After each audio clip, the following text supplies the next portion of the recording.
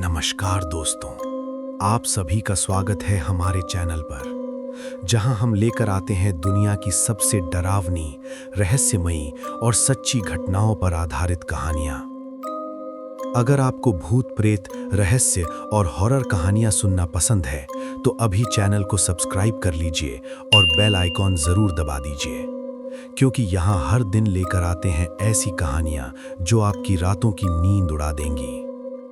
तो लाइट बंद कर दीजिए, हेडफोन लगा लीजिए और तैयार हो जाइए आज की इस डरावनी कहानी के लिए। आज की कहानी जिसका शीर्षक है S5 कोच का राज।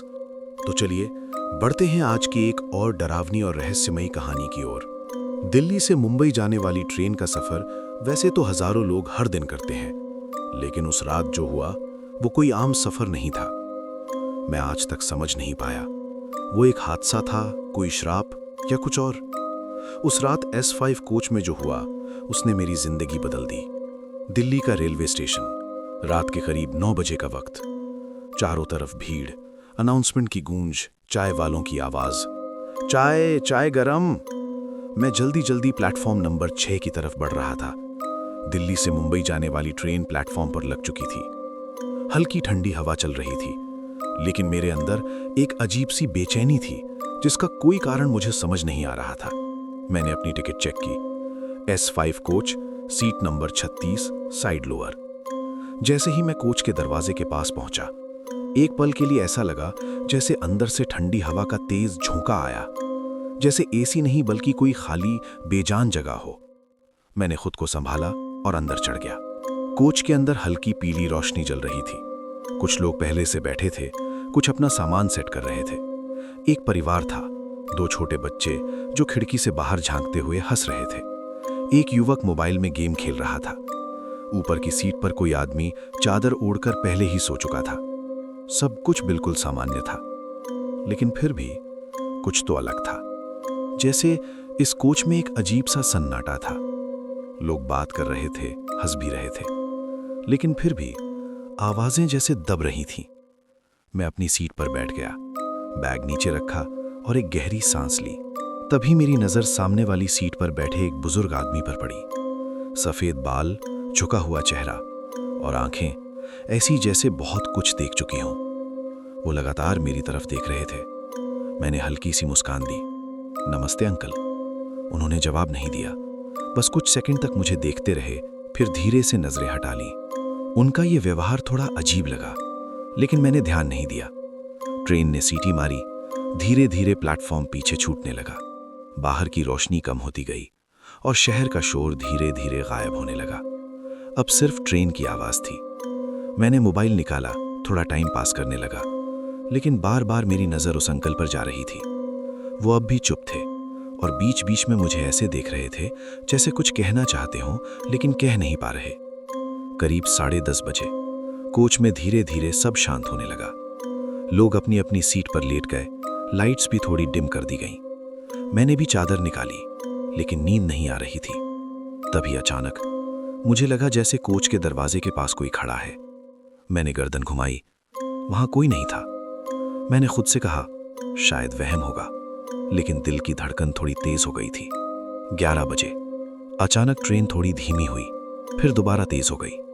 उसी समय सामने बैठे अंकल ने पहली बार खुद से बात शुरू की। धीरे से बोले, पहली बार जा रहे हो मुंबई? मैं थोड़ा चौंका। जी हाँ। उन्होंने सिर हिलाया, फिर खिड़की के बाहर देखते हुए बोले, ये रास्ता जितना दिखता है उतना सीधा नहीं है। उनकी बात समझ नहीं आई। मैंने हंसकर कहा, मतलब? वो मेरी तरफ झुके और बहुत धीमी आवाज में बोले, कुछ सफर मंजिल तक नहीं पहुंचते। मेरे हाथ ठंडे पड़ गए। 11:50। अब लगभग पूरा कोच सो चुका था, बस मैं और वो अंकल जाग रहे थे। अचानक उन्होंने मेरी तरफ देखा। इस बार उनकी आंखों में डर साफ दिख रहा था। उन्होंने धीरे धीरे कहा, ध्यान से सुनो, जो मैं कह रहा हूं वो मजाक नहीं है। मैं पूरी तरह ध्यान से उनकी तरफ देखने लगा। उन्होंने मेरी कलाई पकड़ ली। उनका हाथ बर्फ जैसा ठंडा था। 12 बजे के बाद जागना मत। मैं चौंक गया। क्यों अंकल? उन्होंने मेरी आंखों में सीधे देखते हुए कहा, क्योंकि 12 के बाद इस कोच में वो आता है। मेरे गले में शब्द अटक गए। कौन? उन्होंने धीरे से सिर हिलाया, जैसे नाम लेना भी मना हो। जो भी जागता है वो उसे दिख जाता है। मेरी सांसें तेज हो गईं। और अगर दिख गया तो? कुछ सेकंड की खामोशी, फिर उन्होंने कहा, तो वो कभी घर नहीं पहुंचता। 11:55। अब घड़ी की सुई धीरे धीरे 12 की तरफ बढ़ रही थी। कोच में पूरी खामोशी थी, बस ट्रेन की आवाज और मेरा धड़कता हुआ दिल। मैंने सोने की कोशिश की, लेकिन अब नींद कोसों दूर थी। मेरी नजर घड़ी पर थी और दिमाग में वही शब्द गूंज रहे थे, 12 के बाद जागना मत। और जैसे ही घड़ी ने 12 बजाए, ट्रेन ने अचानक जोर का झटका लिया और अगले ही पल पूरी ट्रेन अंधेरे में डूब गई। लाइट्स एक बार टिमटिमाई, फिर पूरी तरह बंद। कोच में चीखें गूंज उठी। क्या हुआ? लाइट क्यों चली गई? कोई बाहर देखो। मेरे दिल की धड़कन इतनी तेज हो चुकी थी कि मुझे अपनी सांसें भारी लग रही थीं। कुछ सेकंड बाद इमरजेंसी लाइट जल गई, हल्की नीली रोशनी। लेकिन वो रोशनी सामान्य नहीं थी। पूरे S5 कोच में अजीब सा सन्नाटा छा गया, जैसे आवाजें भी डर गई हों। मैंने खिड़की से बाहर देखा और जो दिखा उसने मेरे होश उड़ा दिए। बाहर न कोई स्टेशन था, न कोई लाइट, न पेड़, न रास्ता, सिर्फ काला अंधेरा। ऐसा लग रहा था जैसे ट्रेन किसी खाली बेजान दुनिया में खड़ी हो। तभी कोच के दूसरे सिरे से चूं चूं की आवाज आई। मैंने ध्यान से देखा, दरवाजा अपने आप धीरे धीरे खुल रहा था। किसी ने उसे छुआ भी नहीं था। एक आदमी डर के मारे चिल्लाया, अरे दरवाजा बंद करो। लेकिन कोई उठने की हिम्मत नहीं कर रहा था। दरवाजा पूरा खुल गया और बाहर कुछ भी नहीं, बस काला गहरा अंधेरा, जैसे अगर कोई कदम बाहर लगते तो सीधे गायब हो जाए। मैंने धीरे से सामने बैठे अंकल की तरफ देखा। वो वैसे ही बैठे थे, आंखें बंद, सिर झुका हुआ। मैंने हिम्मत करके कहा, अंकल ये क्या हो रहा है? उन्होंने आंखें खोले बिना कहा, मैंने कहा था सो जाओ। उनकी आवाज इस बार पहले से ज्यादा भारी थी, जैसे वो डर को छुपा रहे हों। 12:05। अब कोच में बैठे कुछ लोग अब बेचैन हो चुके थे। एक युवक उठकर दरवाजे की तरफ बढ़ा। देखता हूं बाहर क्या है। जैसे ही वो दरवाजे के पास पहुंचा, अचानक ट्रेन के अंदर एक ठंडी हवा का तेज झोंका आया, इतनी ठंडी कि मेरी उंगलियां सुन्न होने लगीं। और उसी पल उस युवक के कदम रुक गए। वो दरवाजे के सामने खड़ा था, लेकिन आगे नहीं बढ़ रहा था, जैसे कोई उसे रोक रहा हो। क्या हुआ? बाहर क्या है? पीछे से किसी ने पूछा, लेकिन उसने जवाब नहीं दिया। वो बस खड़ा रहा, पूरी तरह चुप। फिर धीरे धीरे उसने अपना सिर पीछे घुमाया और उसकी आंखें पूरी तरह सफेद हो चुकी थीं।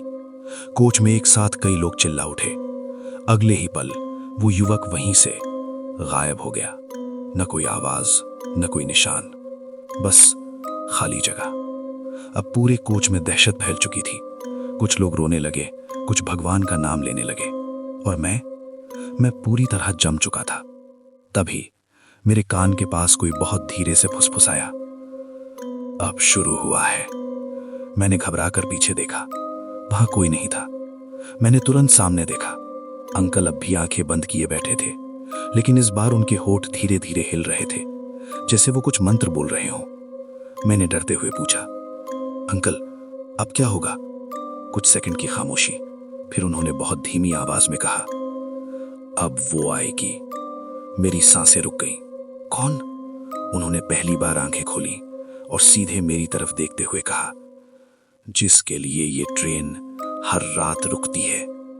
उसी समय कोच के दरवाजे के पास किसी के कदमों की आवाज आई, जैसे कोई धीरे धीरे अंदर आ रहा हो, और हर कदम के साथ कोच की ठंड और बढ़ती जा रही थी।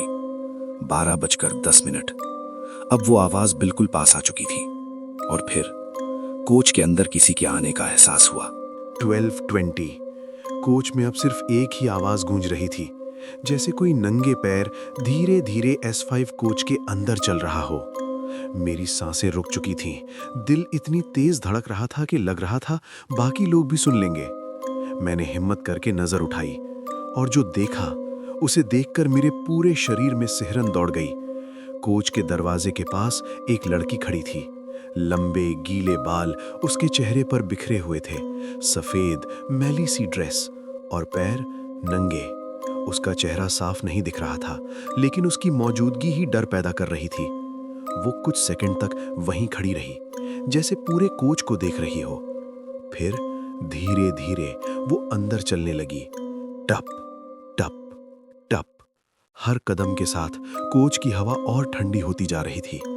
जो लोग सो रहे थे वो वैसे ही पड़े थे, लेकिन जो जाग रहे थे उनके चेहरों पर डर साफ दिख रहा था। वो लड़की हर सीट के पास रुकती, कुछ सेकंड खड़ी रहती, फिर आगे बढ़ जाती। लेकिन एक अजीब बात थी, वो सिर्फ उन्हीं के पास ज्यादा देर रुक रही थी जो जाग रहे थे। मैंने तुरंत आंखें बंद करने की कोशिश की, लेकिन डर इतना ज्यादा था कि पलकें ही नहीं झपक रही थीं। मेरे सामने बैठे अंकल ने धीरे से कहा, आंखें बंद करो, अभी भी बच सकते हो। मैंने खुद को मजबूर किया, आंखें बंद कर लीं, लेकिन कुछ सेकंड बाद ही मुझे लगा वो मेरे बिल्कुल पास आ चुकी है। मेरी सांसें उसके सामने चल रही थीं, इतनी नजदीक। और फिर मेरे कान के पास एक बहुत ठंडी धीमी आवाज आई, तुम अभी भी जाग रहे हो। मेरे शरीर में जैसे बिजली दौड़ गई। मैंने डर के मारे आंखें खोल दी और वो मेरे सामने खड़ी थी। उसका चेहरा अब साफ दिख रहा था, पीला, बेजान, आंखें पूरी तरह काली और होठों पर एक हल्की लेकिन डरावनी मुस्कान। मैं बोलना चाहता था, लेकिन आवाज ही नहीं निकल रही थी। वो थोड़ा झुकी और मेरी आंखों में देखते हुए बोली, तुमने उसे सुना नहीं? मैंने किसी तरह हकलाते हुए कहा, कौन? वो मुस्कुराई, जिसने तुम्हें चेतावनी दी थी। मैंने डरते हुए अंकल की तरफ देखा, लेकिन वो अब भी आंखें बंद किए बैठे थे, जैसे उन्हें कुछ दिख ही नहीं रहा। मैंने हिम्मत करके पूछा, तुम कौन हो? कुछ सेकंड की खामोशी, फिर उसने धीरे से कहा, मैं इस ट्रेन की आखिरी यात्री हूं। मेरी रीढ़ में ठंड उतर गई। हर रात ये ट्रेन रुकती है और जो भी जागता है मैं उसे अपने साथ ले जाती हूं। अचानक पीछे से एक चीख आई, बचाओ। हम दोनों ने एक साथ उस तरफ देखा। ऊपर की सीट पर बैठा एक आदमी हवा में जैसे खिंच रहा था, जैसे कोई अदृश्य ताकत उसे खींच रही हो। वो लड़की धीरे से हंसी, एक और। अगले ही पल वो आदमी आंखों के सामने गायब हो गया। अब पूरा कोच चीखों से गूंज उठा। कुछ लोग नीचे कूदकर भागने लगे, कुछ रो रहे थे, कुछ प्रार्थना कर रहे थे, लेकिन वो लड़की बस धीरे धीरे मुस्कुरा रही थी। फिर उसने मेरी तरफ देखा। इस बार उसकी आंखें और गहरी हो गई थी। तुम अभी तक यहीं हो, अच्छा है। मैं पीछे हटने लगा, लेकिन सीट से टकरा गया। अब वो मेरे और करीब आ रही थी। तभी अचानक मेरे सामने बैठे अंकल ने जोर से मेरा हाथ पकड़ लिया। आंखें बंद करो। उनकी आवाज इतनी तेज थी कि मैं चौंक गया। मैंने तुरंत आंखें बंद कर लीं, लेकिन आखिरी बार जो मैंने देखा, वो लड़की मेरे बिल्कुल पास खड़ी थी और उसके होंठ धीरे से हिले। अब तुम्हारी बारी है। मैंने आंखें कसकर बंद कर लीं। अंकल का हाथ अब भी मेरी कलाई पर था, बर्फ जैसा ठंडा। कोच में चीखें, भागते कदम, लोहे की खटर-पटर सब एक साथ गूंज रहे थे, लेकिन उन सब के बीच एक और आवाज साफ थी। वो अभी भी चल रही थी। 12:20। अचानक एक जोरदार चीख, मुझे छोड़ो, कोई तो बचाओ। आवाज मेरे ठीक सामने वाली बर्थ से आई थी। अंकल ने मेरी कलाई और जोर से दबाई। जो भी सुनो, आंखें मत खोलना। मैंने होंठ भींच लिए, लेकिन इंसान का मन डर से भी ज्यादा जिज्ञासु होता है। मैंने पलकें हल्की सी खोली और जो देखा, ऊपर की बर्थ पर लेटा आदमी हवा में उठा हुआ था। उसका शरीर तड़प रहा था, जैसे कोई अदृश्य हाथों से उसे खींच रहा हो। उसकी आंखें मेरी तरफ थीं, मदद मांगती हुई। भाई प्लीज। मैं जम गया। अगले ही पल वो अचानक गायब हो गया। बस उसकी चादर धीरे से नीचे गिर गई। पूरा कोच पागलों की तरह इधर उधर भागने लगा। एक आदमी दरवाजे की तरफ दौड़ा। मैं कूद जाऊंगा। वो दरवाजे तक पहुंचा, बाहर झांका और जैसे ही उसने एक कदम बाहर रखा, उसका शरीर आधा अंधेरे में समा गया, आधा अंदर रह गया। वो चिल्लाया, ये क्या है? मुझे खींच रहा है। अगले ही सेकंड वो भी गायब। अब किसी को समझ नहीं आ रहा था क्या करें। कुछ लोग नीचे बैठकर रोने लगे, कोई राम नाम जप रहा था, कोई मोबाइल से टॉर्च जला रहा था, लेकिन रोशनी भी जैसे डर रही थी। तभी कोच के बीचों बीच वो लड़की फिर से दिखाई दी। इस बार उसका चेहरा पहले से ज्यादा भयानक था। आंखें पूरी तरह काली, होठों पर खून जैसा गाढ़ा रंग और उसके चारों तरफ जैसे हवा भी जम गई हो। वो धीरे धीरे घूमी और हर उस चेहरे को देखने लगी जो अभी भी जाग रहा था। 1, 2, 3 वो गिन रही थी। मेरी सांस अटक गई। अंकल ने फिर फुसफुसाया, मत देखो, वो तुम्हें गिन रही है। मैंने तुरंत आंखें बंद कर लीं, लेकिन अब देर हो चुकी थी। 4 उसकी आवाज अब मेरे बहुत पास थी। मेरे दिल की धड़कन कानों में गूंज रही थी। अचानक मेरे कान के पास उसकी ठंडी सांस महसूस हुई। 5 मेरे पूरे शरीर में सिहरन दौड़ गई। अंकल ने जोर से मंत्र बोलना शुरू किया। उनकी आवाज कांप रही थी, लेकिन तेज होती जा रही थी। कोच में बाकी आवाजें जैसे धीरे धीरे दबने लगीं, सिर्फ उनकी आवाज और वो गिनती 6। और तभी अचानक कोच की लाइट्स फिर से तेजी से जल बुझने लगी। मैं खुद को रोक नहीं पाया। आंखें खुल गईं और जो मैंने देखा, पूरा कोच बदल चुका था। सीटें टूटी हुई, दीवारों पर खून के धब्बे, फर्श पर पुराने सूखे निशान, और जितने लोग पहले थे उनमें से आधे अब नहीं थे। वो लड़की अब मेरे सामने खड़ी थी, इस बार बहुत करीब। उसने धीरे से सिर झुकाया और मुस्कुराई। तुमने देख लिया। मैं पीछे हटने की कोशिश करने लगा, लेकिन जगह ही नहीं थी। अंकल अचानक खड़े हो गए। बस आज नहीं, इसे मैं नहीं जाने दूंगा। उनकी आवाज में डर नहीं, गुस्सा था। वो लड़की हंसी। हर बार यही कहते हो, लेकिन हर बार तुम हार जाते हो। अंकल ने मेरी तरफ देखा। अगर जिंदा रहना है तो जो मैं कहूं वो करना। मैंने सिर हिलाया, लेकिन शरीर कांप रहा था। वो लड़की धीरे धीरे मेरे और करीब आने लगी। हर कदम के साथ मेरी सांसें भारी होती जा रही थीं, और तभी उसने अपना हाथ मेरी तरफ बढ़ाया। अब तुम्हारी बारी है। उसका हाथ अब मेरे चेहरे से बस कुछ इंच दूर था। मेरी सांस रुक चुकी थी, दिल जैसे सीने को तोड़कर बाहर आ जाएगा। तभी अंकल बीच में आ गए। उन्होंने जोर से मेरा हाथ खींचा और पीछे कर दिया। पीछे हटो। उनकी आवाज इस बार बिल्कुल अलग थी, डर नहीं, आदेश। वो लड़की ठहर गई। उसने धीरे से अंकल की तरफ देखा और फिर मुस्कुराई। फिर से?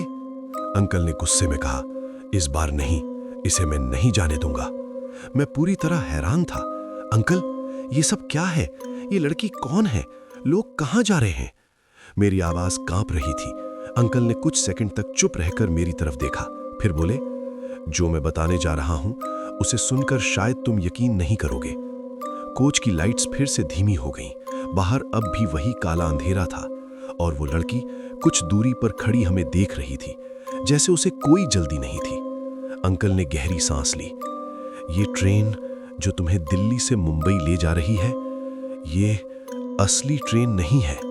मेरे पैरों तले जमीन खिसक गई। क्या मतलब? उन्होंने धीरे धीरे कहा, सालों पहले इसी रूट पर एक भयानक हादसा हुआ था।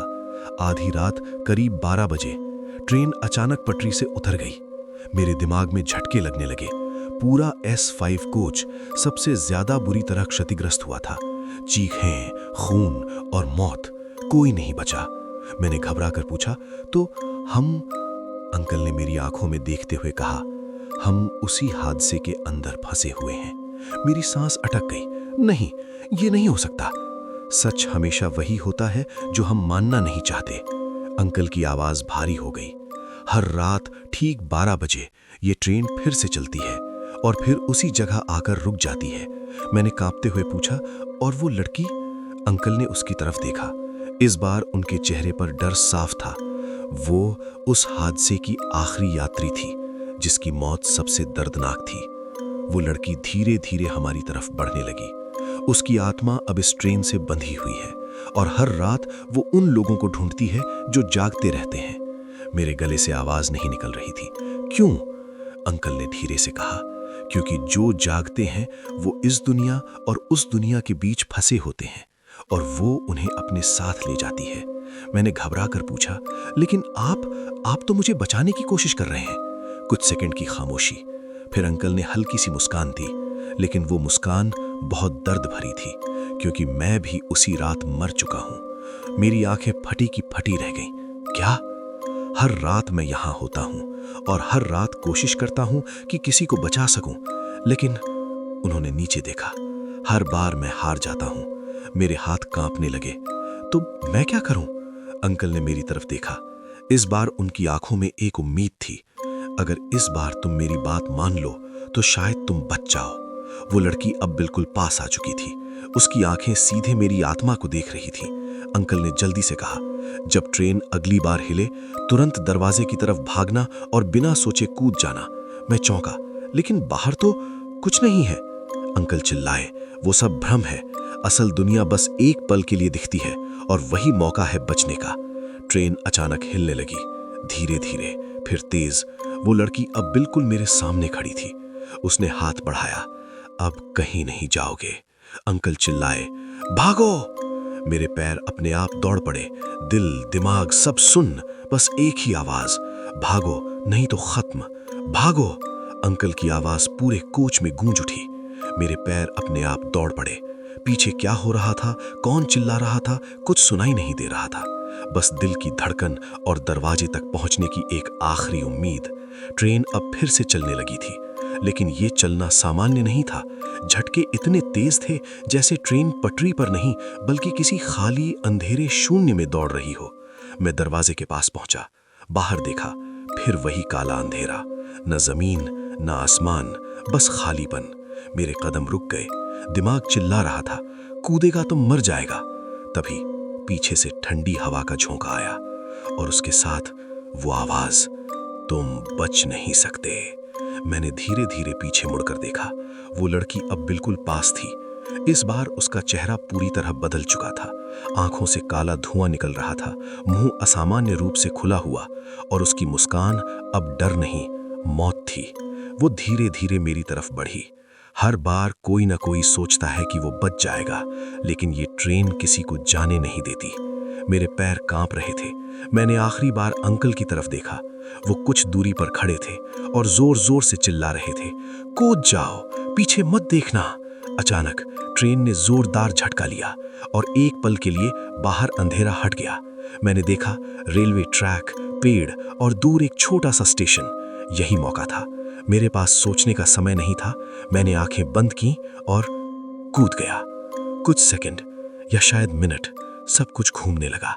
फिर अंधेरा। जब आंख खुली, सुबह हो चुकी थी। मैं जमीन पर पड़ा था।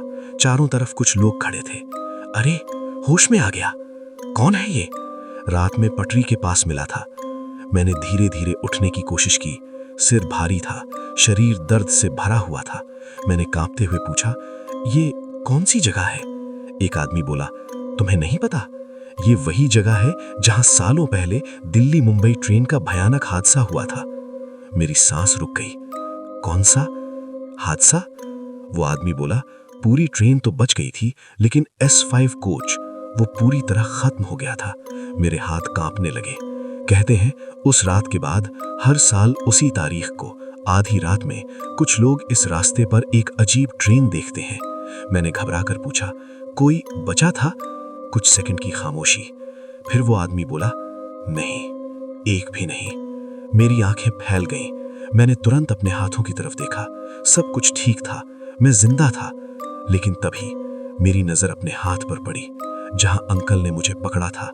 वहां उंगलियों के गहरे काले निशान थे और उसी पल मेरे कान में वही धीमी आवाज गूंजी, अगली बार बच नहीं पाओगे। मैंने डर कर पीछे मुड़कर देखा। वहां कोई नहीं था। आज कई साल बीत चुके हैं। मैं हर साल उस तारीख को सोने की कोशिश करता हूं, 12 बजे से पहले, लेकिन कभी कभी रात के सन्नाटे में मुझे अब भी सुनाई देता है और खिड़की के बाहर मुझे एक चलती हुई ट्रेन दिखती है जिसके S5 कोच में एक लड़की खड़ी होती है और उसके सामने एक बूढ़ा आदमी किसी नए यात्री से कह रहा होता है, 12 के बाद जागना मत।